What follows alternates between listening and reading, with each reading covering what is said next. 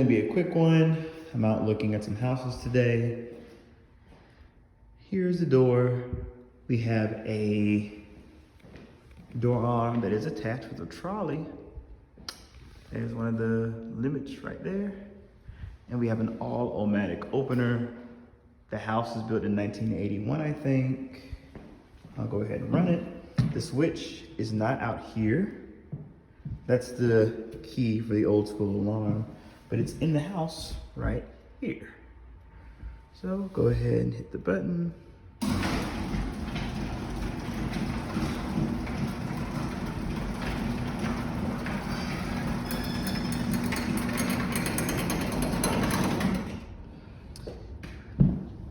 See it in the daylight, of course, thermal light delay. I don't know what kind of door this is. Now I'll close it.